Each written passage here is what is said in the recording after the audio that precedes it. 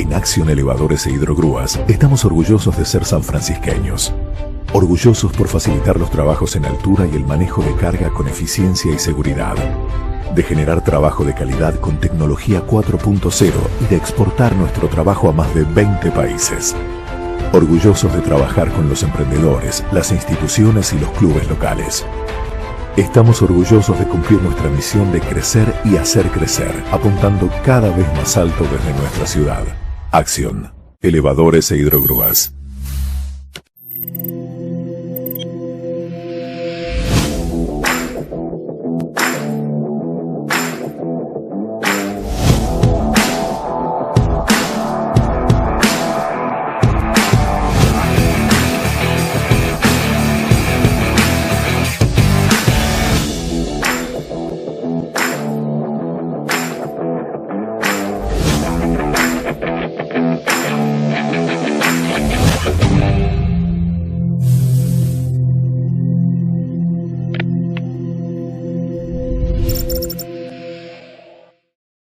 En este bloque de huellas vamos a repasar la historia de un hombre que ha sido determinante en una época de la historia de San Francisco, un hombre con una actividad muy diversa que iba desde lo social a lo político, a lo deportivo también, y que ha tenido mucha presencia en lo institucional municipal. Nos referimos a don Guillermo Peretti, uno de los personajes de la historia de la ciudad de San Francisco. ¿Quién era Guillermo Peretti?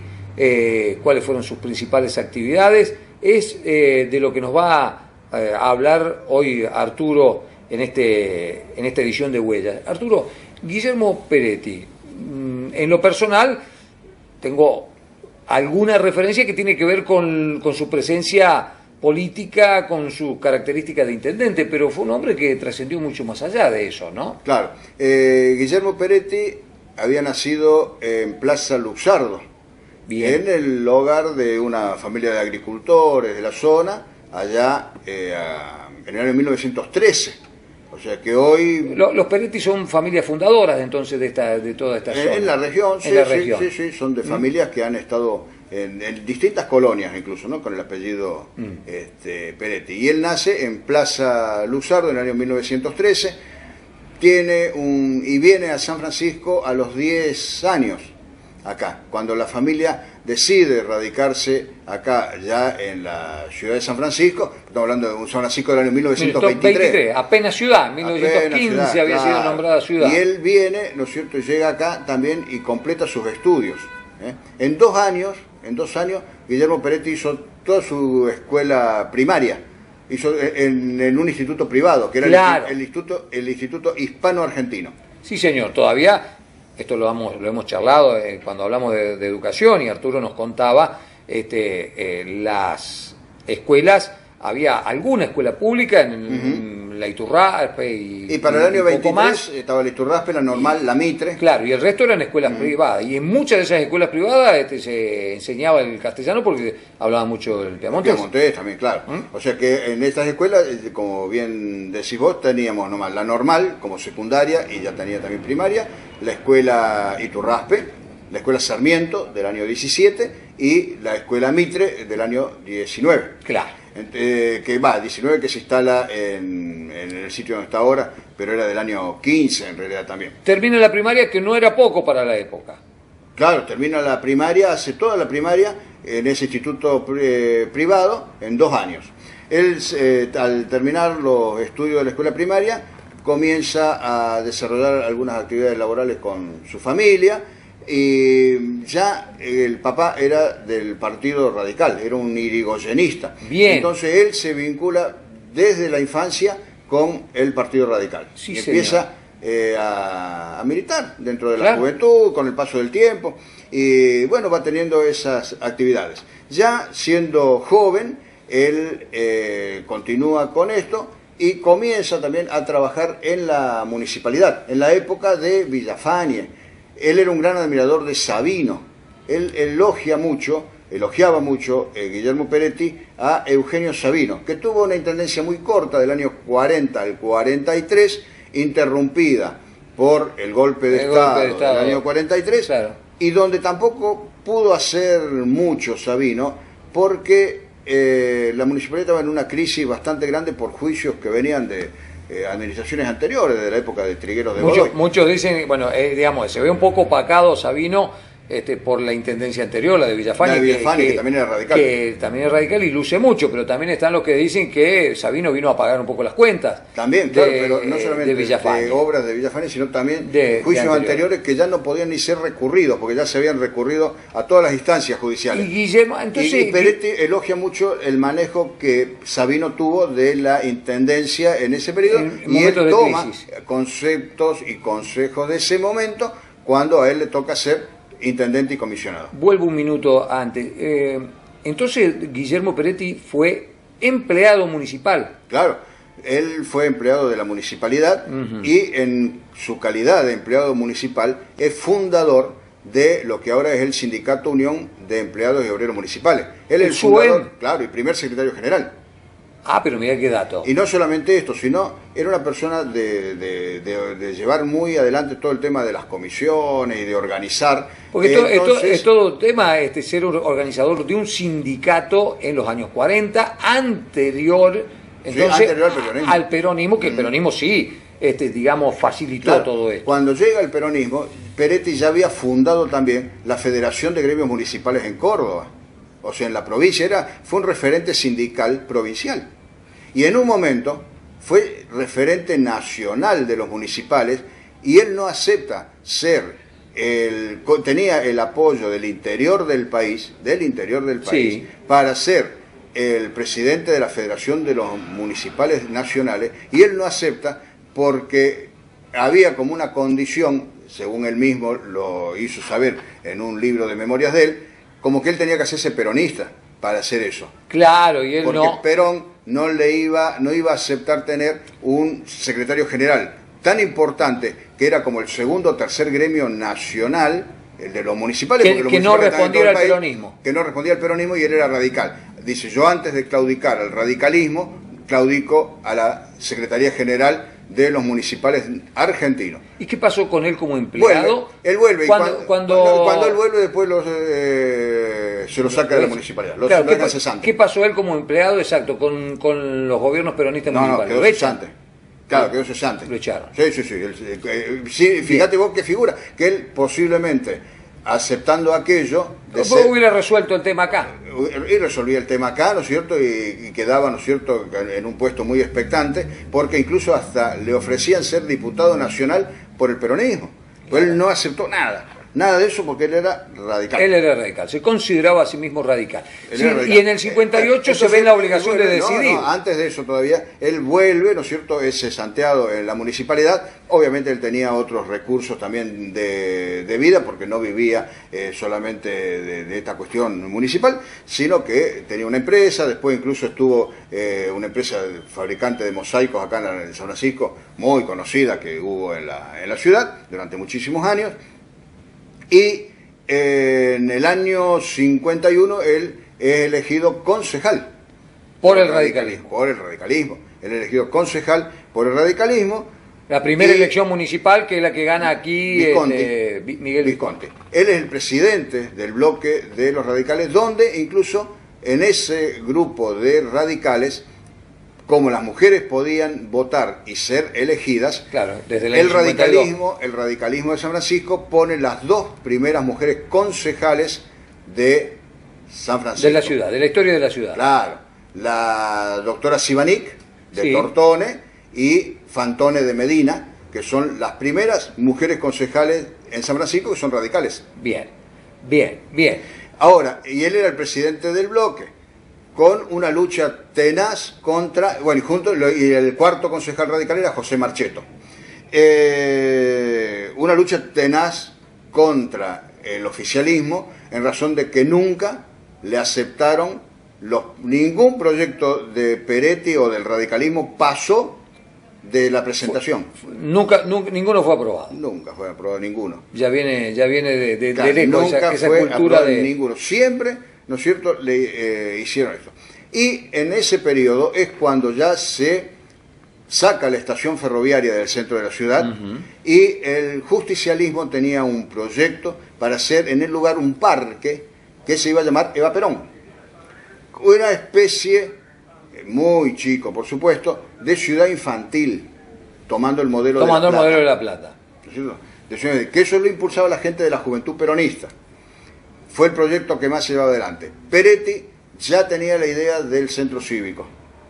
Obviamente no avanzó ninguno de los dos proyectos, porque después en ese momento, pero el del centro cívico avanza cuando Peretti llega a la llega como intendente a la municipalidad.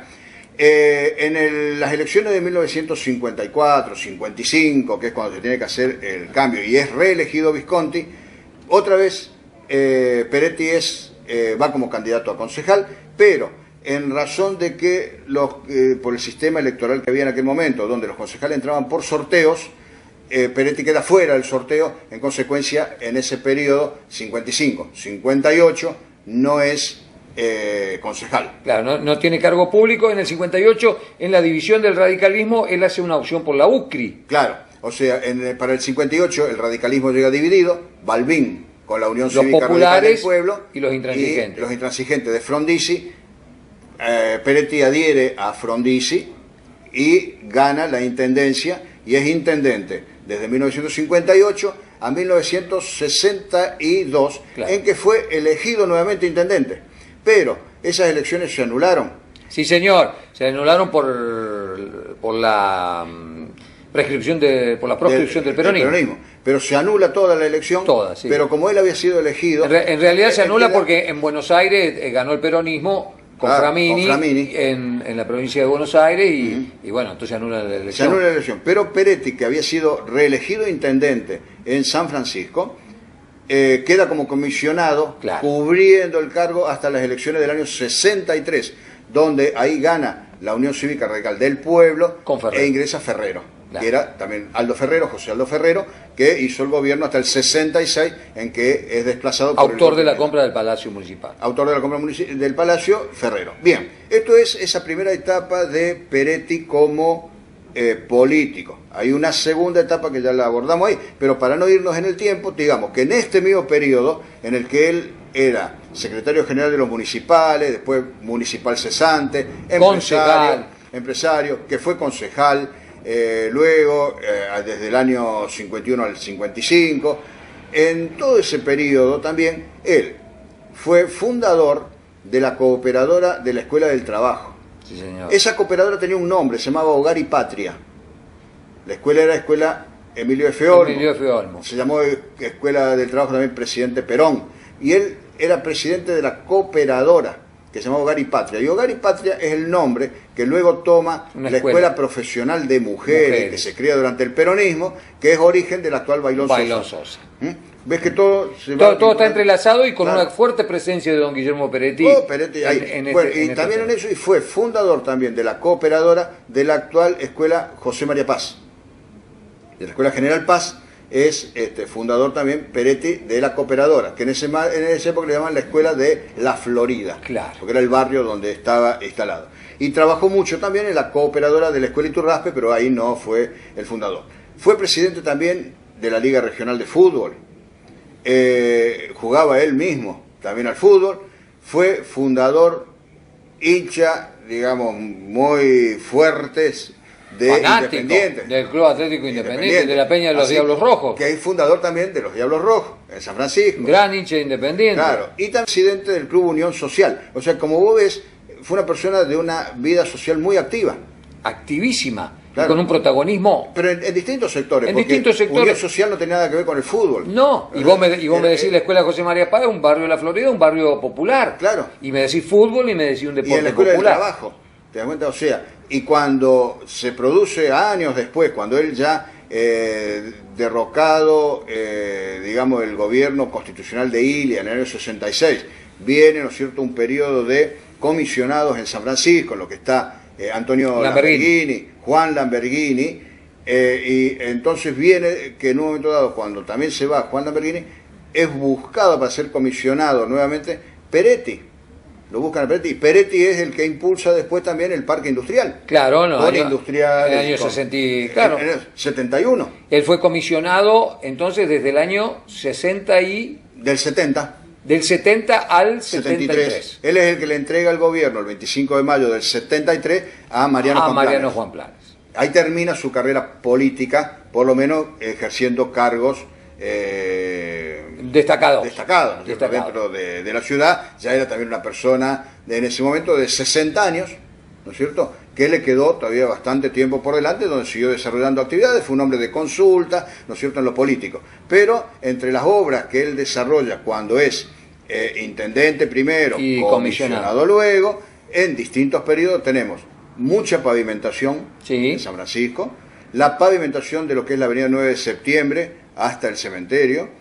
En el cementerio tuvo una idea muy buena, que fue la de construir la capilla del cementerio, que es Nuestra Señora del Carmen, con la arquitecta Lilian Bauer, fallecida recientemente, pero no contó esa iglesia con la aprobación del obispado de entonces, que el obispo era Monseñor Adolfo Herrera, que enterado del proyecto nunca se opuso, y cuando llegó el momento de la... nunca designó... nunca designó, o nunca autorizó que se hagan misas en el lugar, claro, para el fin que tenía. El objetivo era que no se hagan más las misas de cuerpo presente o los oficios religiosos que fuesen en las iglesias, porque en aquella época los cortejos fúnebres eran numerosos y entonces obstaculizaban mucho el tránsito. Se hacía que la persona fallecida era llevada directamente al cementerio y el servicio se hacía en el cementerio, con el sacerdote que fuera y en las mismas condiciones, si había algo de rentabilidad o lo que fuese, con la iglesia, pero el obispo no autorizó nunca a que se hagan oficios. Se usó en algunas oportunidades para el Día de los Muertos, hacer una misa en el lugar y todo, pero lamentablemente esa es una capilla que ningún obispo luego tampoco la rehabilitó. La rescató. La rescató y la tomó, y bueno, ahí está. Quedó ahí. Se usa como un depósito, lamentablemente, ¿no es cierto?, una construcción bastante moderna, que era incluso un signo distintivo entre ciudades de este carácter. Bueno, Peretti, por supuesto, su obra mayor fue llamar en el año 60 el concurso del centro cívico para la realización del Centro Cívico Comercial, muy amigo del diputado nacional Francisco Rabetti. Después le ponen, ¿no es cierto?, el nombre de Francisco Rabetti al centro cívico cuando Rabetti falleció. Muy amigo de Zanichelli, que era el gobernador intransigente en aquel periodo, y entre Peretti, Zanichelli y Rabetti son los que consiguen interesar al presidente Frondizi, que también era intransigente, para que los terrenos pasen a propiedad de la municipalidad y tengamos lo que tenemos hoy como el centro cívico. Así que bueno, y Peretti tenía una característica, yo lo llegué a conocer en el último periodo que él estuvo como intendente, del año 71 al 73, era un mediático, era un intendente mediático. Un intendente que le prestaba mucha atención a los medios, le daba importancia. Le daba importancia y se prestaba a los medios, que en aquel momento era muy limitado porque era gráfico. Claro. Recién la primera radio 70 y... sobre el final del gobierno de él. Claro. La primera radio en San Francisco de noviembre del 72, LB27, claro, de noviembre del 72, y Peretti se va en mayo del 73. O sea que él tema de poco, y además, bueno, el hermano de Guillermo Peretti era el propietario de la radio, claro, que era Dionisio. Pero nada que ver con, digamos, con la cuestión del tratamiento que tenía con la noticia ni nada, pero sí él recurría mucho a los medios. Es más, Peretti tenía una característica que yo no le vi a ningún otro intendente posterior, estamos hablando ya de más de 40 años que él deja la intendencia, que en determinados momentos del año, los días domingo, él se reunía con todo el gabinete, que eran unos pocos secretarios, ¿no? Sí. El de gobierno, el de economía, el de obras públicas, ¿no es cierto?, unos pocos secretarios, que eran unas 4 o 5 personas, pero todos los domingos, 9:30 de la mañana, en el Palacio Municipal, ya la municipalidad estaba en el Palacio Municipal se reunía con los secretarios e iban a un barrio determinado y que había sido anunciado que iba a ir, no iba de sorpresa, sino que estaba anunciado, y cada domingo en un barrio con los secretarios a escuchar, en principio, a la gente del centro vecinal. Pero yo he sido testigo porque trabajaba en el diario ya en esa época y acompañaba esas visitas, lo iba a cubrir con esas visitas, y ahí también se reunía con vecinos que venían todos muy amigablemente y todo muy bien a plantear problemas. Generalmente en aquel tiempo era extender las redes de agua, no estaba el agua en todos los barrios, algunos problemas de placa, pavimento, y algunas mejoras de las calles que había, o sea, eran los temas ya de vivienda y todo eran temas nacionales prácticamente, pero esa era una característica del gobierno, de llegar él con sus secretarios directamente a los vecinos. Los últimos años de don Guillermo, bueno, en una búsqueda, desde el año 76 en adelante, el 12 de mayo del 76, secuestran a su hija y al yerno. Y a su yerno. Claro, a Nora Peretti y a Gustavo Gallardo. Y queda su nieto Martín al cuidado un poco de ellos y otro poco de los abuelos paternos, ¿no? Una búsqueda que él llevó hasta el final de sus días, siempre esperanzado, murió en los años 90. Claro, hasta los años 80 y pico por lo menos, esperanzado de que pudiese encontrarlos en vida, ¿no? Claro. Y 3 hijos, dos mujeres y una... Y el varón. Y el varón, que es el doctor Guillermo Peretti. Y su esposa, que... Cándida Gómez.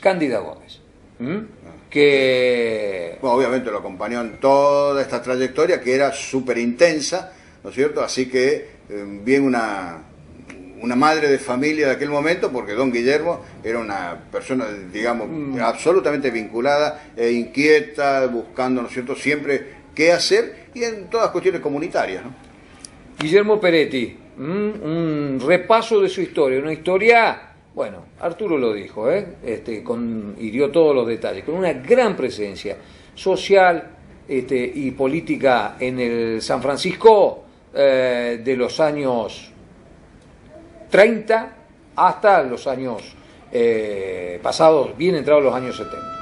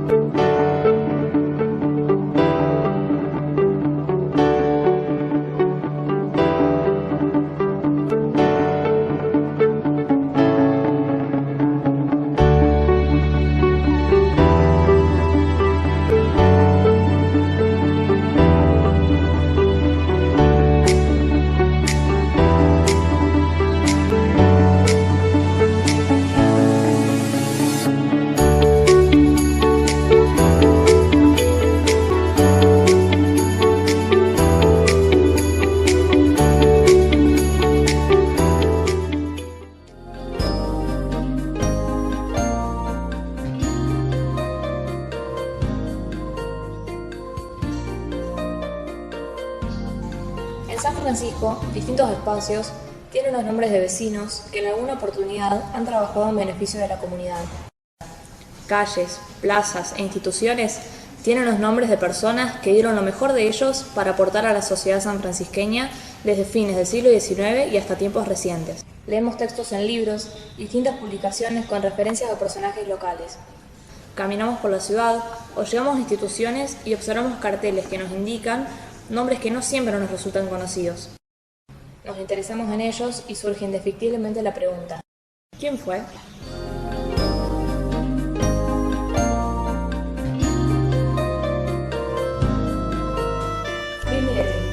Fue un industrial, pionero de la industria mecánica y en su tiempo una de las figuras más representativas de la actividad metalúrgica en esta parte del país.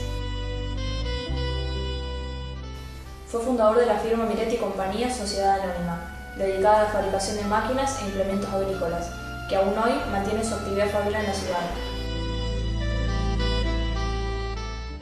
Casado con Catalina Becerra, fue padre de 7 hijos. Nació en Rosario el 18 de febrero de 1888. Llegó a San Francisco a un niño. De personalidad inquieta y decidida, luego de probar en ocupaciones diversas, resolvió abrirse paso por su cuenta. En 1915 se instaló un modesto taller en la esquina de Salta y Carlos Pellegrini. El 1 de junio de 1921, la pequeña empresa se transformó en Miretti Compañía, trasladándose a su emplazamiento actual, en calle Mendoza, entre Salta y Dante Alighieri. Don Luis Miretti unió su condición de ilustrado, voluntarioso y emprendedor, su faceta de inventor original e inteligente, y utilizó sus conocimientos técnicos en el desarrollo de importantes proyectos mecánicos, en función de la explotación agraria. En 1919 comenzó con la fabricación de los primeros arandeles de madera, varillas y rolos para respiradores.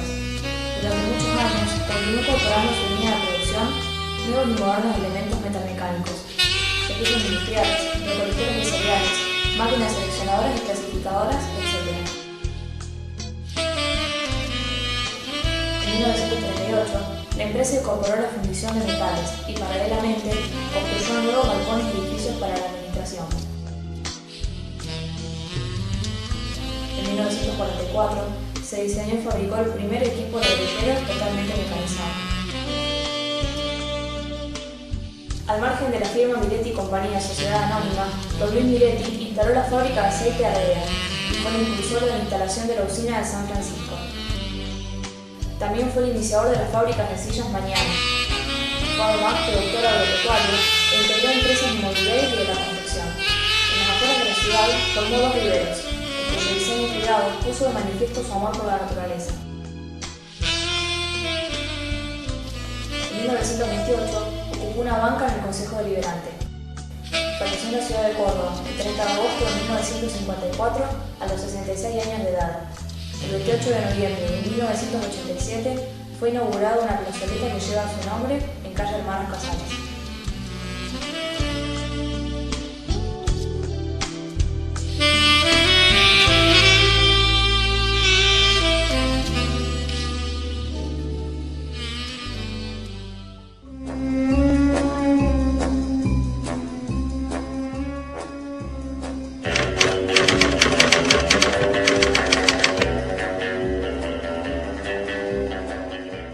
Bueno, la propuesta hoy sería hacer un paseíto por la Avenida del Libertador Norte y pararnos en la esquina de esta arteria con la calle Belgrano. Allí aparece una de las viviendas más bellas que tiene la ciudad de San Francisco.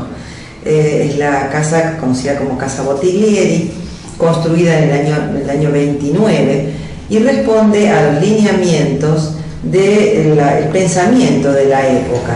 Alrededor de 1910, con la efervescencia del centenario de la Revolución de Mayo, hay un planteo de raíz literaria traída por Ricardo Rojas, en donde la propuesta es volver a lo que era nuestro, después de haber pasado por ese rechazo a todo lo que fuera español por cuestiones políticas, por cuestiones ideológicas.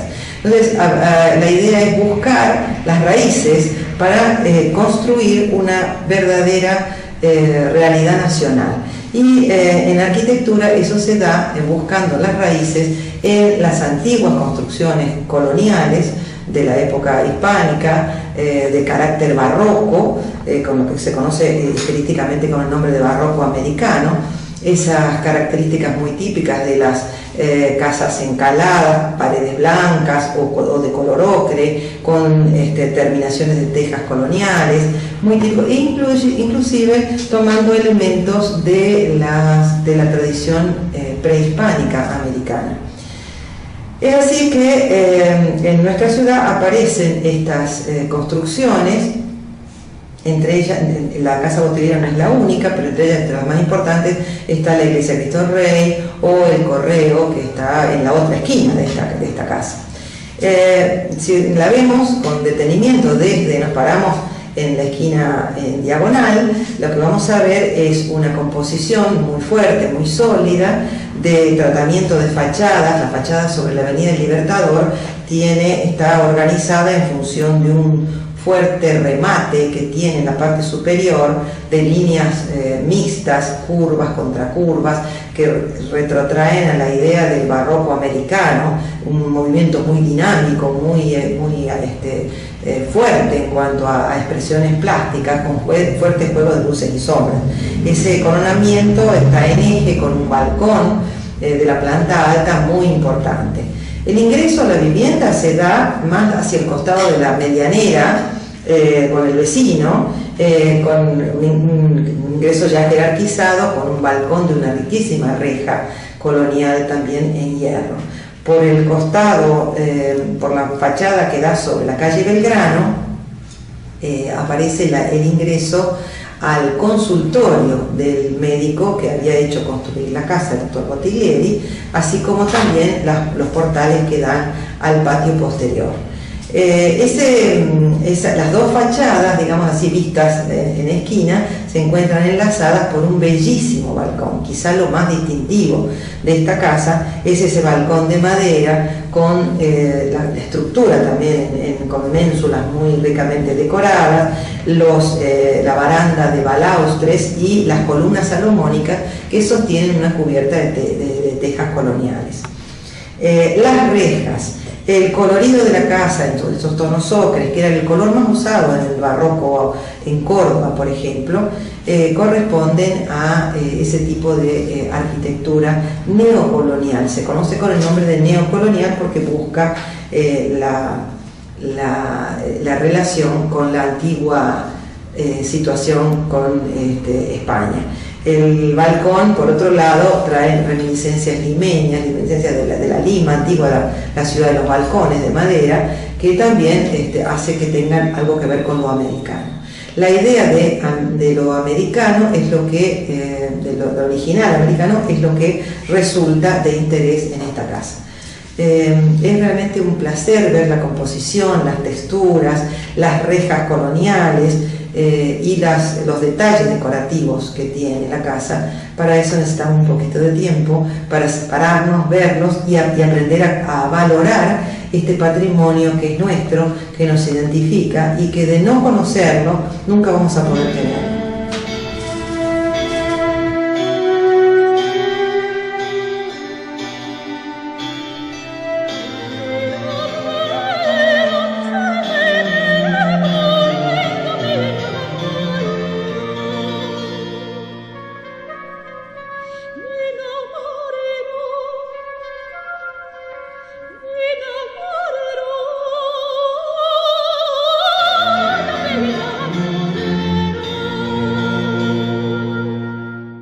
Macoser, para sus productos Singer y Florencia. Presentó con exclusividad este programa de difusión educativa y cultural.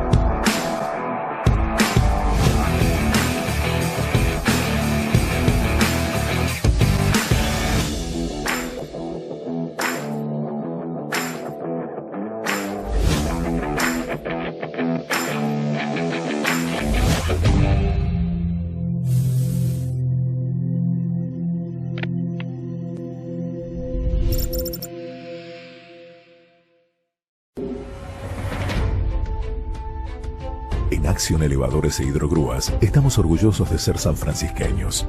Orgullosos por facilitar los trabajos en altura y el manejo de carga con eficiencia y seguridad. De generar trabajo de calidad con tecnología 4.0 y de exportar nuestro trabajo a más de 20 países. Orgullosos de trabajar con los emprendedores, las instituciones y los clubes locales. Estamos orgullosos de cumplir nuestra misión de crecer y hacer crecer, apuntando cada vez más alto desde nuestra ciudad. Acción. Elevadores e Hidrogrúas.